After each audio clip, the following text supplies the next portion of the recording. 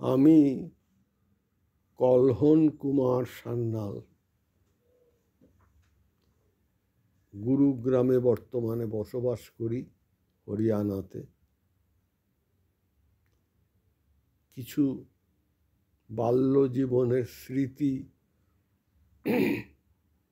রেখে যেতে চাইছি, বিশেষ করে সেই সময়টা যখন দেশ বিভাগ হয়েছিল 1947 সালে। 1947 সালে যখন দেশ বিভাগ হয়েছিল, সেই সময় আমার বয়স মোটামুটি 5 বছর। অনেক কথা এসে যাবে, কোনটা ছেড়ে কোনটা। প্রথমে বলি, আজকের তারিখ হলো 4 ফেব্রুয়ারি। আজকের তারিখ হলো 4 ফেব্রুয়ারি 2025 সাল, মঙ্গলবার। আজকে আমি স্মৃতিচারণ করতে বসলাম। 1947 সালে যখন দেশ বিভাগ হচ্ছে, বয়স খুব কম নয়, কারণ 5 বছরের মতো ভালোই স্মৃতি যতটুকু থাকার আছে। দেখতে পাচ্ছিলাম আমরা ময়মনসিংহ শহরে কোথায় থাকতাম। ময়মনসিংহ শহরে থাকতাম Alka cinema hall. Alka cinema hall, এখন শুনতে পাই সেই সিনেমা হলটা ভেঙে ওখানে মল তৈরি হয়েছে। কিন্তু 2000 সালে আমি এবং আমার স্ত্রী দেশ বিভাগের পর প্রায় 50 বছর বাদে দুর্গাপূজার সময় যখন ময়মনসিংহ শহরে গিয়েছিলাম, সেই সময় পর্যন্ত অলকা সিনেমা হলটা বাইরে থেকে চোখে পড়েছিল। তার উল্টো দিকে একটা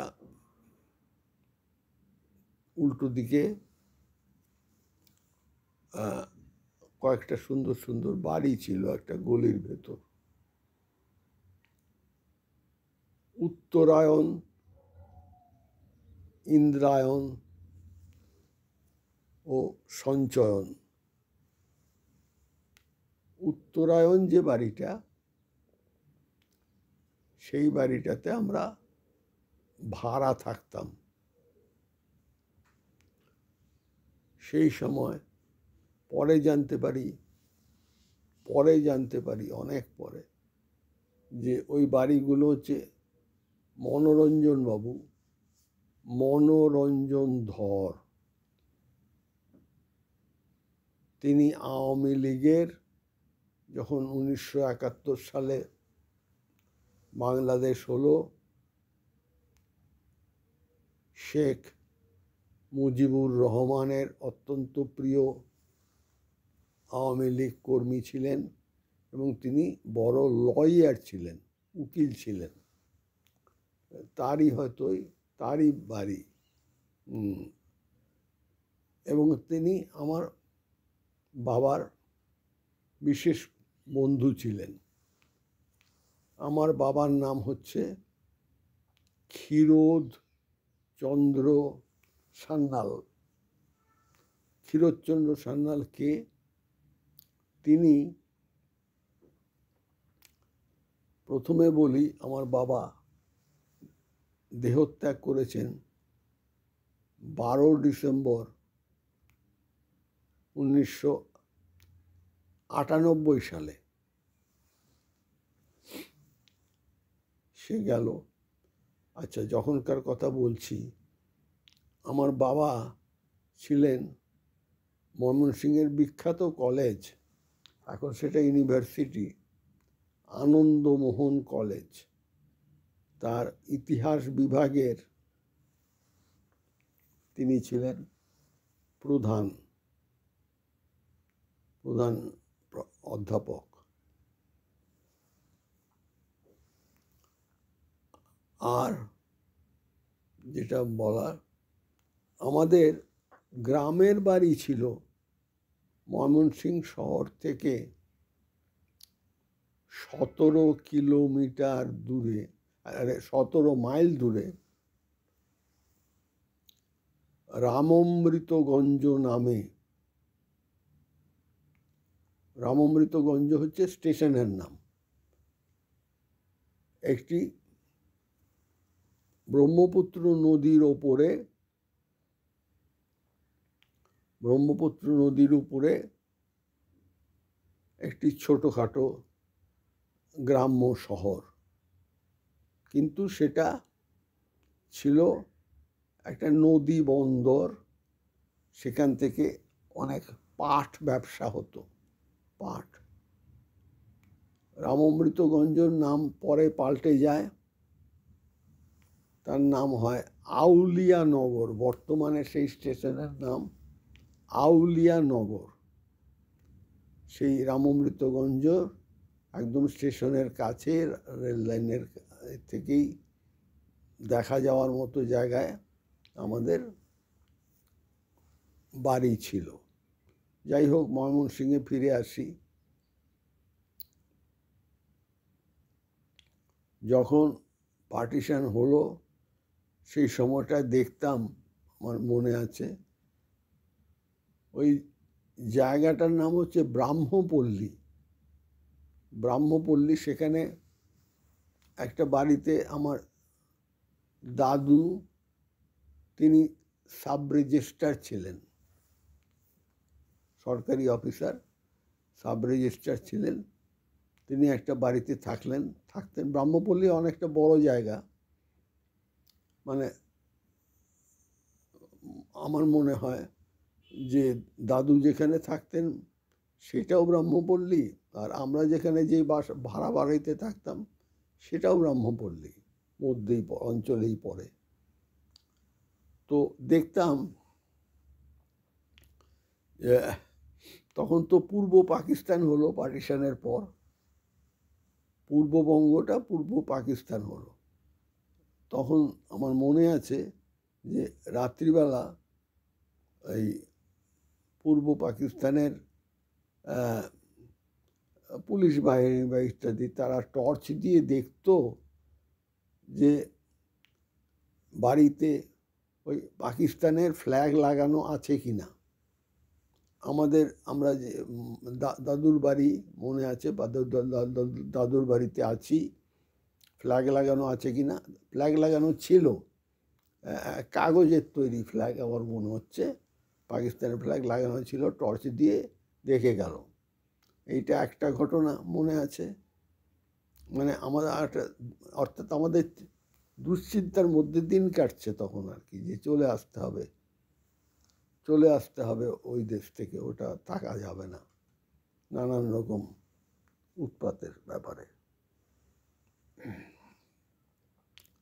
আরেকটা মনে আছে, সেটা বিশেষ করে দেশ ছাড়ার কথা আরও মনে হবে, যে একদিন ওই সময়টার মধ্যে 1-2 দিনের মধ্যে বাড়িতে একটু ডাকাত পড়ার মতো ব্যাপার ঘটেছিল।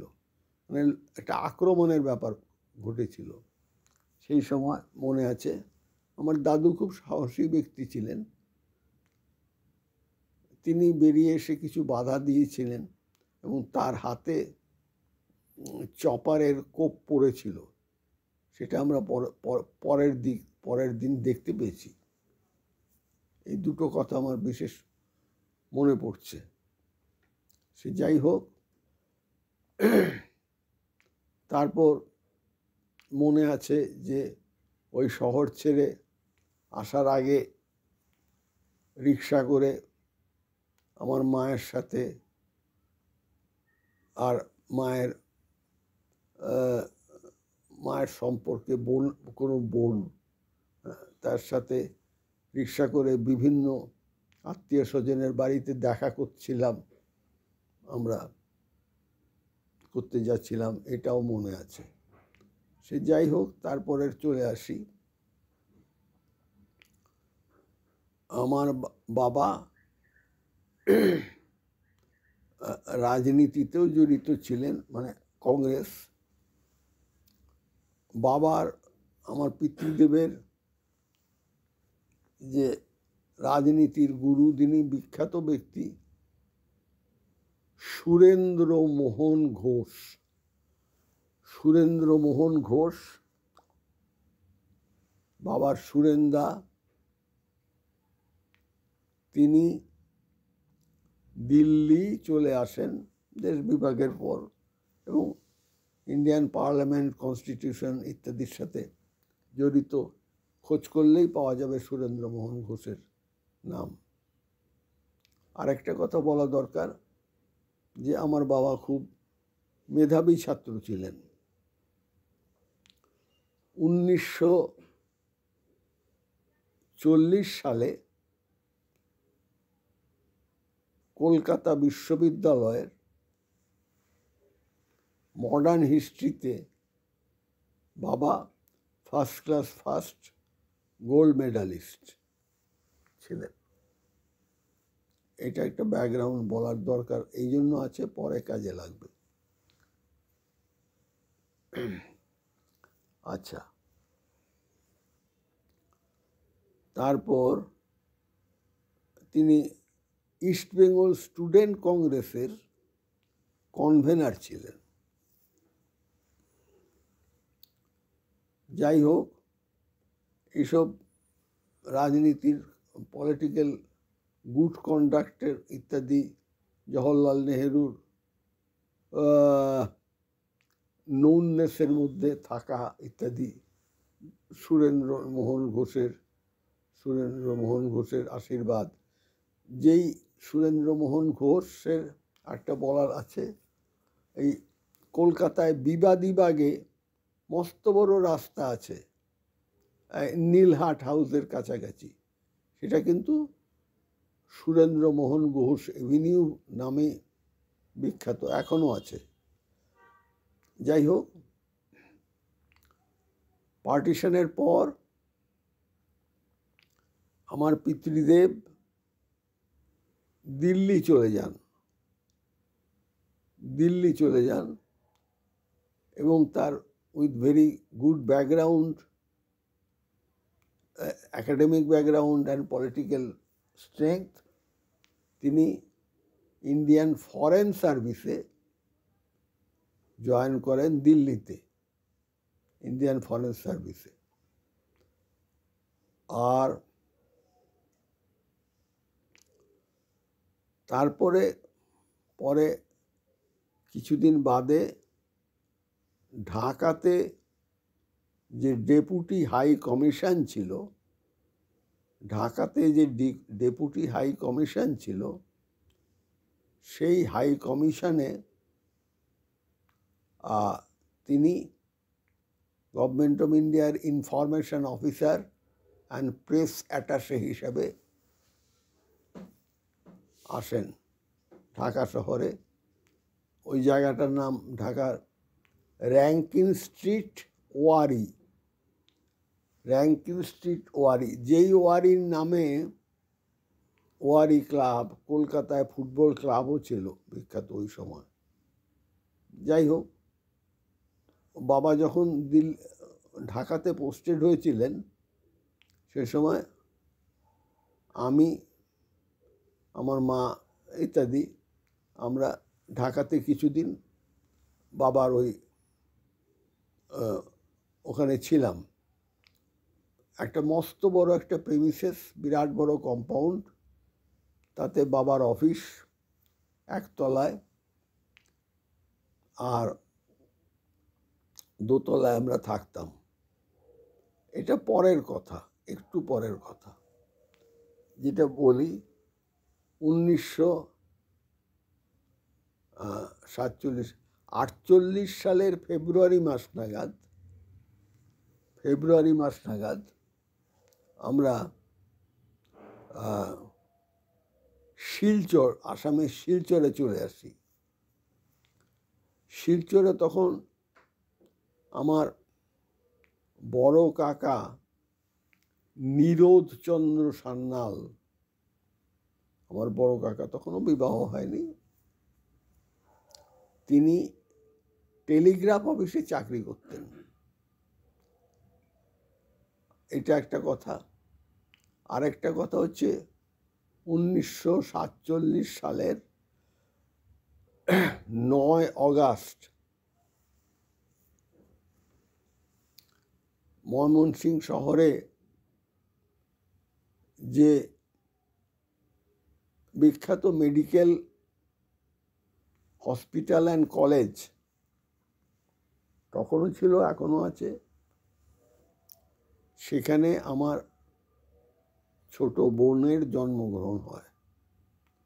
ছোট বোন জন্মগ্রহণ করেন, ডাকনাম ঝুন্টু, ভালো নাম সাগরিকা আমার বোন। সেই ঝুন্টু বা সাগরিকা এই গত এক মাসের মধ্যে তার দেহত্যাগ হয়েছে কলকাতায়। যাই হোক, মনে পড়লো বলে বললাম। তো আমরা ওই শিলচরে বড় কাকা কাছে চলে গেলাম। কারা কারা গেলাম? আমার মা, আমি, ঝুন্টু আর আমার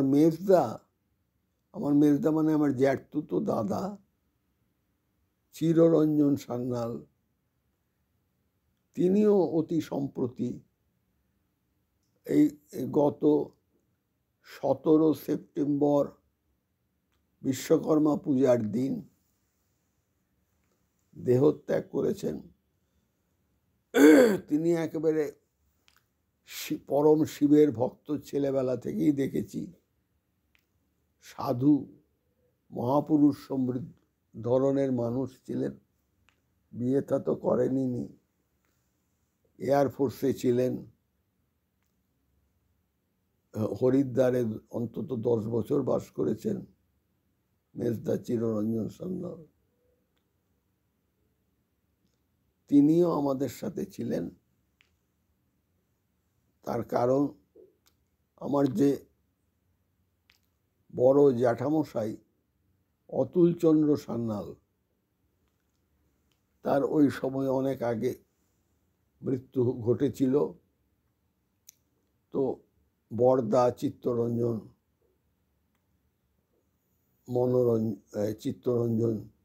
চিররঞ্জন মেজদা, জ্যাঠতুতো দাদারা,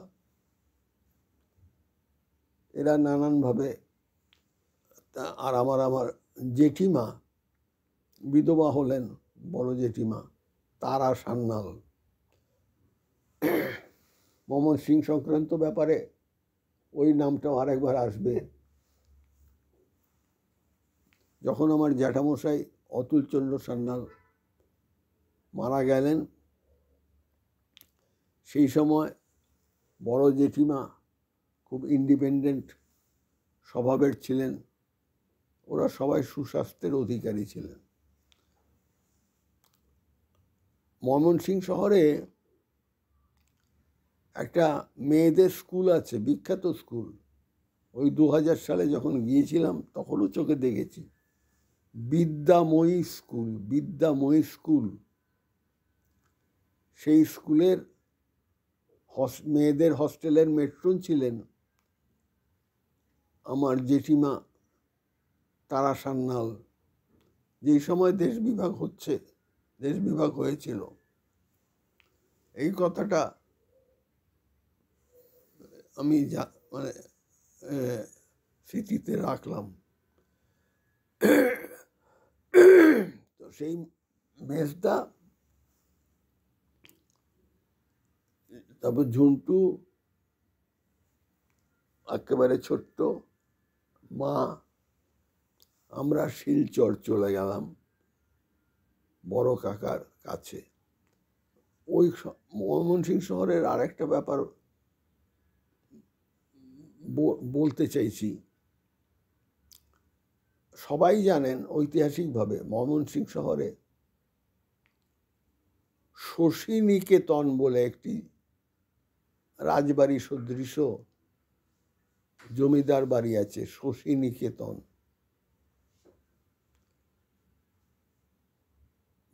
পরবর্তী জীবনে শুনেছি, দেখেছি হুমায়ুন আহমেদের অনেক নাটকে ওই বাড়িকে নিয়ে মানে লোকেশন হিসেবে ব্যবহার করে অনেক কিছু হয়েছে। যাই হোক, ওই যে শশীনিকেতন,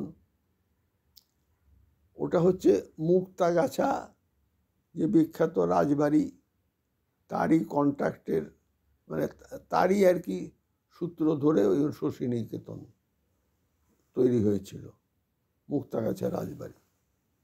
ওই বাড়িতে আমার বাবা ওই বালিপাড়া থেকে এসে একটা সময়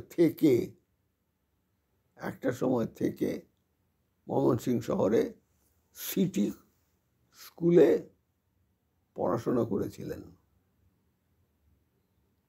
আচ্ছা, সেই সময় ওই বাড়িতে আচার্য গোপাল চন্দ্র আচার্য হচ্ছেন মানে জমিদার, তিনি অবস্থান করছেন। গোপালচন্দ্র আচার্য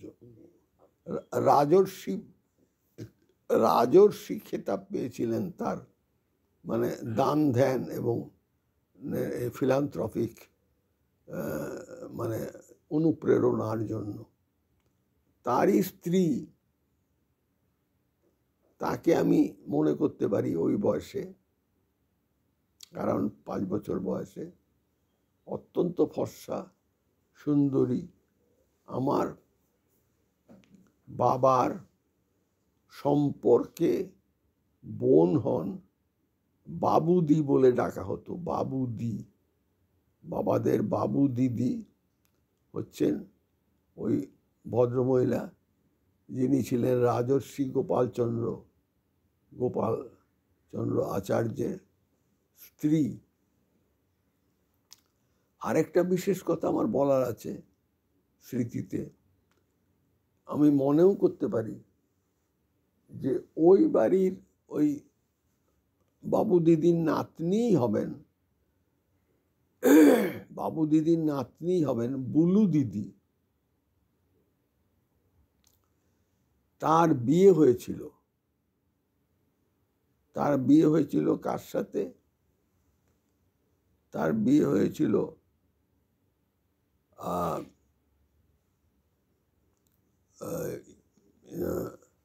ওনারা হচ্ছে একটি বিখ্যাত পরিবার, যারা পরবর্তী জীবন পরে রহরাতে মতিলাল সান্যাল নামে ওনারা আমার মায়ের মামা হন। মতিলাল সান্যাল আমার মায়ের মামা হন।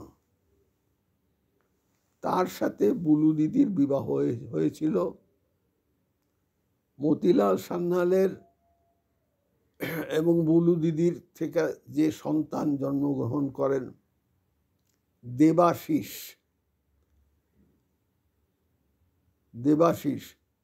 তিনি পরবর্তী জীবনে রামকৃষ্ণ মিশনের সন্ন্যাসী হয়েছিলেন।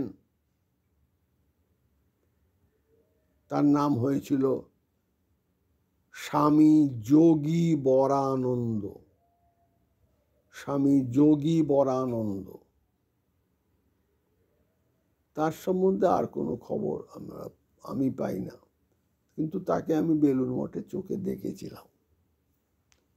আর একটা বিশেষ কথা বলার আছে এই ব্যাপারে, মতিলাল সান্যালের নিজের ভাই ছিলেন নীরদ চন্দ্র সান্যাল। এরা সব নেত্রকোনার লোক।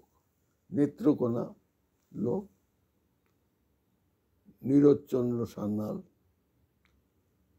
তিনি স্বামী ব্রহ্মানন্দের মানে ব্লু আই বেবি বলা যায়। পরবর্তী জীবনে নীরজচন্দ্র সান্যাল হয়েছিলেন স্বামী অখিলানন্দ। স্বামী অখিলানন্দ আর অখিলানন্দের ছোট ভাই স্বামী অখিলানন্দ ছিলেন ব্রহ্মানন্দর শিষ্য, আর স্বামী তার ছোট ভাই তার নামও রমানন্দ,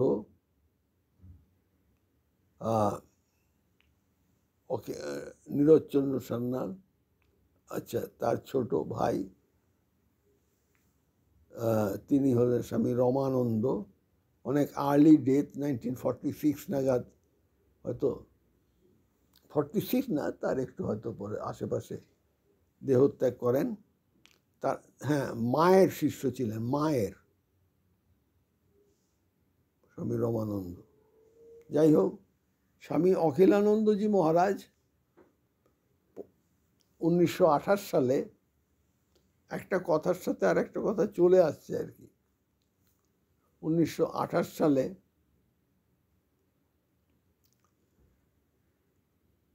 তিনি আমেরিকা পাঠানো হয়। স্বামী বিবেকানন্দের নিজের ডিসাইপল স্বামী পরমানন্দের অ্যাসিস্ট্যান্ট মং করে আমেরিকা পাঠানো হয়। ওটা 28 সাল না, 1926 সাল। 1926 সালে বেলুড় মঠে প্রথম মঙ্ক কনফারেন্স হয়েছিল। বেলুড় মঠে প্রথম মঙ্ক কনফারেন্স হয়েছিল। ওই 26 সালেই স্বামী অখিলানন্দকে পাঠানো হয় বস্টনে। পরের বছর তিনি প্রভিডেন্সে একটি রামকৃষ্ণ বেদান্ত সেন্টার স্থাপন করেন। আর 1941 সালে বস্টনে ডিয়ারবোর্ন স্ট্রিট, সেখানে তিনি স্থাপন করলেন রামকৃষ্ণ বেদান্ত সেন্টার, স্বামী অখিলানন্দজি মহারাজ। এইবার আস্তে আস্তে আস্তে আমাকে গুটিয়ে আনবো এইভাবে যে আমরা শিলচর গেলাম, সেখানে প্রায় বছরখানেকের কাছাকাছি হয়তো থাকলাম। দিল্লি থেকে বাবা একবার বেড়াতেও এসেছিলেন। মনে আছেন, আমার বড় কাকাকে কিছু টাকা পয়সা দিয়ে গিয়েছিলেন, এবং আমার বড় কাকা অন্তত 20-25টা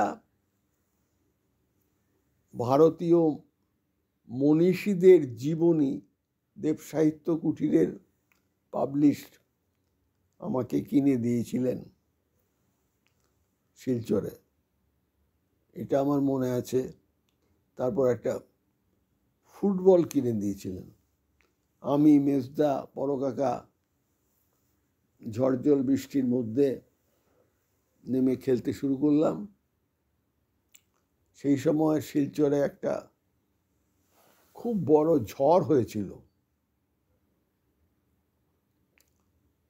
আচ্ছা, এটা কথা।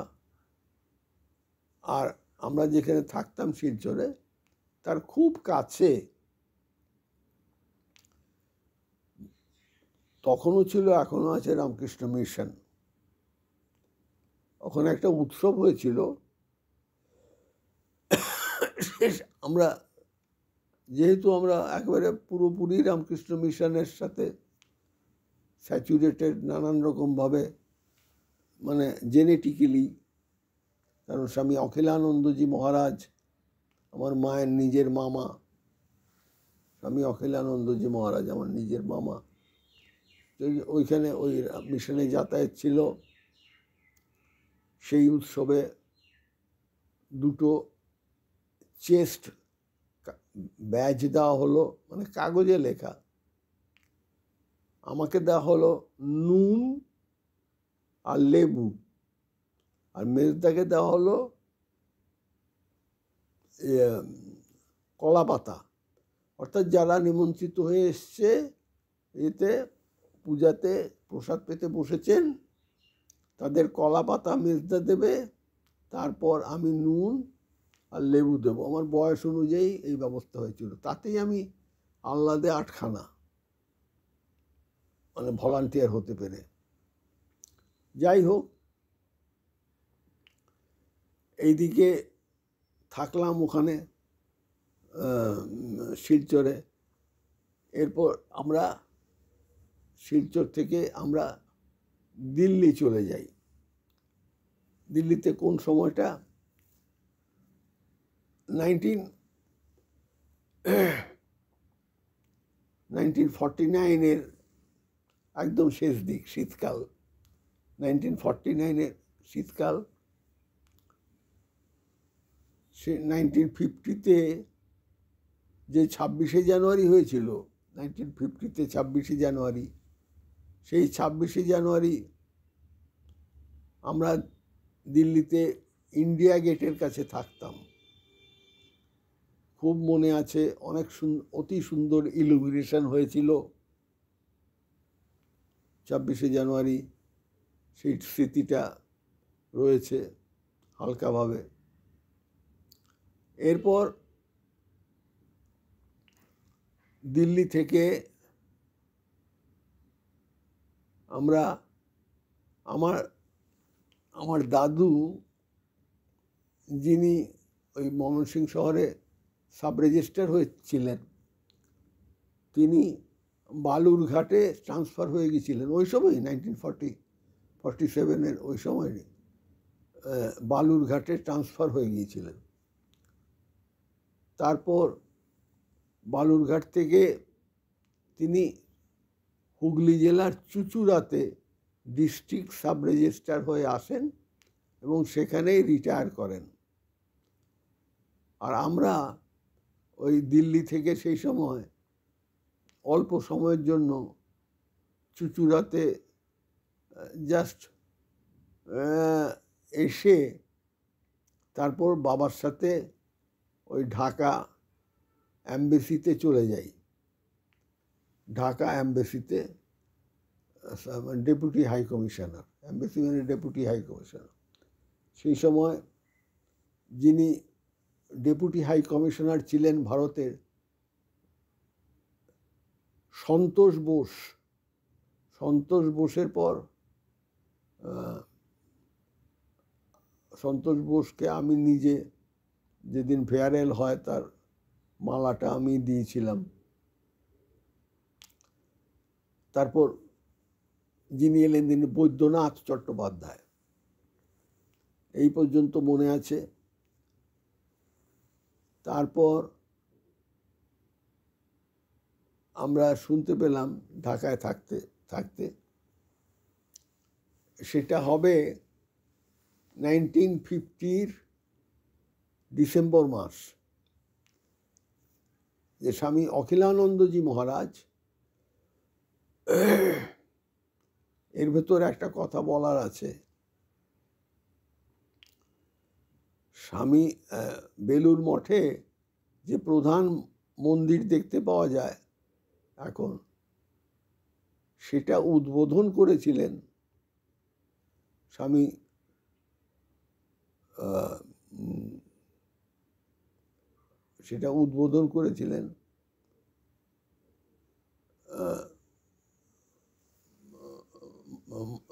এখন এই মুহূর্তে কেন আমার মায়ের গুরুদেব, তিনি আমার মায়ের গুরুদেব স্বামী বিজ্ঞানানন্দজি মহারাজ। আমার মায়ের গুরুদেব স্বামী বিজ্ঞানানন্দজি মহারাজ, তিনি 1938-এর 14 জানুয়ারি ওই মন্দির জনগণের কাছে খুলে দেন উদ্বোধন করেন এবং সেই দিনই আমার মায়ের দীক্ষা হয়েছিল। মার তখনও বিবাহ হয়নি, মায়ের বিবাহ হয়েছিল 1941 হয়তো 1941 বিবাহ হয়েছিল। তার মানে 1938-এ বিবাহের পূর্বে স্বামী বিজ্ঞানানন্দজি মহারাজের কাছে যেদিন সেই মন্দির উদ্বোধন হয় সেই দিন আমার মায়ের দীক্ষা হয়েছিল। এইটা বলে রাখলাম।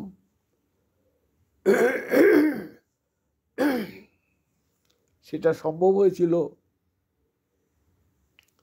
তার কারণ তিনি ছিলেন স্বামী অখিলানন্দজি মহারাজের নিজের ভাগ্নি এবং খুব প্রিয়। আচ্ছা, এইবার যখন ঢাকাতে আছি তখন খবর এলো 1950 ডিসেম্বর মাস নাগাদ যে স্বামী অখিলানন্দজি মহারাজ ভারতবর্ষে আসছেন, বেলুড় মঠে আসছেন। তখন আমি এবং আমার মা প্লেনে করে ঢাকা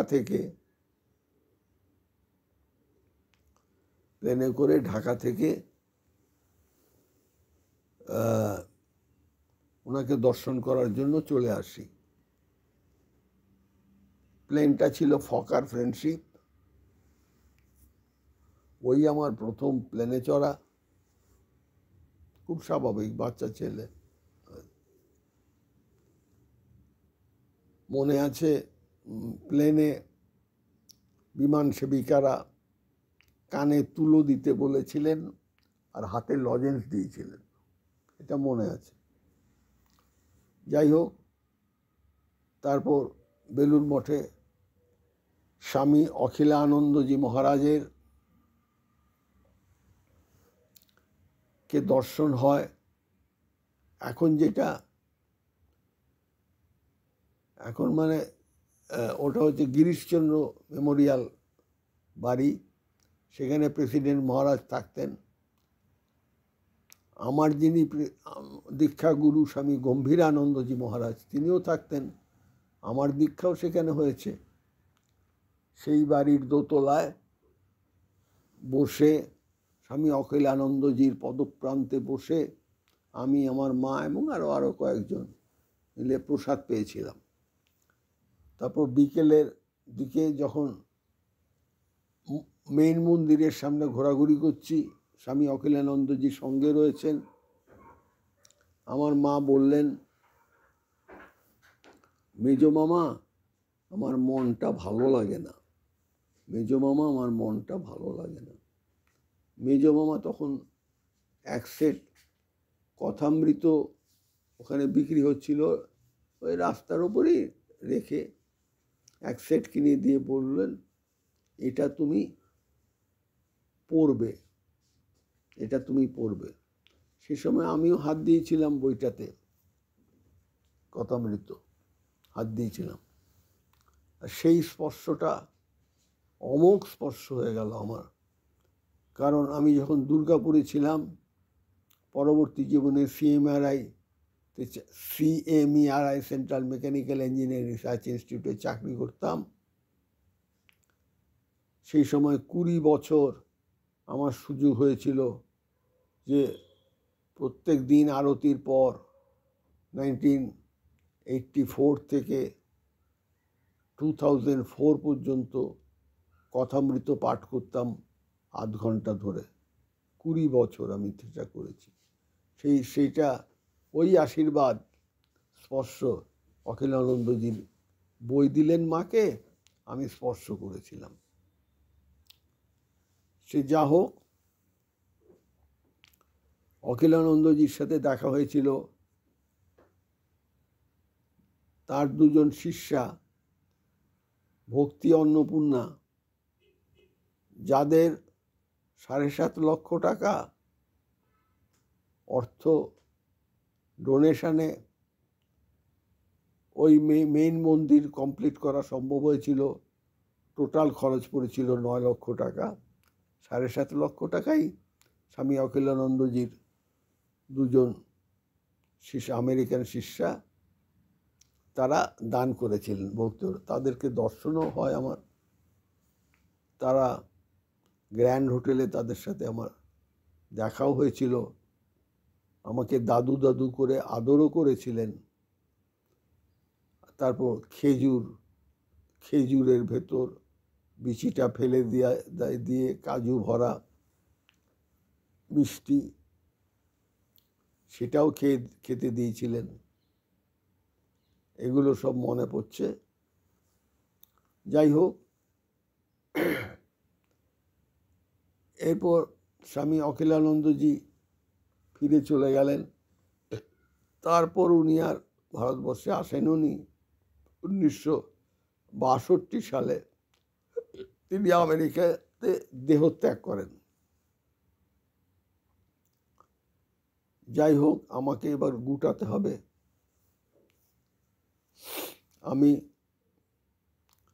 আমরা তারপরে চুঁচুড়াতে এলাম। চুঁচুড়াতে আমার প্রথম schooling Hooghly Mohammad Mohsin collegiate school, অর্থাৎ হুগলি কলেজিয়েট স্কুল বিখ্যাত। সেখানে ক্লাস 3-তে ভর্তি হলাম। ক্লাস 3-তে ভর্তি হয়ে ক্লাস 4-এ উঠলাম। তারপরে বাবা তখন ঢাকা থেকে চলে এসছেন। পারিবারিক কারণে বাবা ফরেন সার্ভিস ডাইরেক্ট কন্টিনিউ করতে পারছিলেন না, দেশে থাকতে হবে, কারণ প্যারিসে বাবাকে ট্রান্সফার করা হয়েছিল।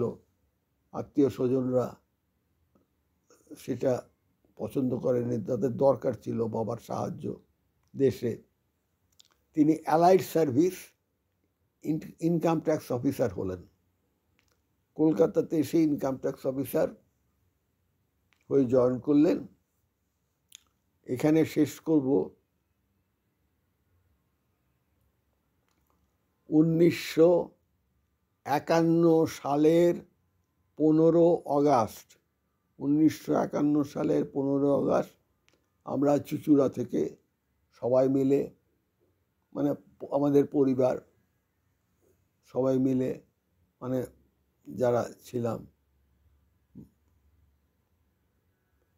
এই হাওড়া স্টেশনে নামলাম এবং একটি ঘোড়ার গাড়ি করে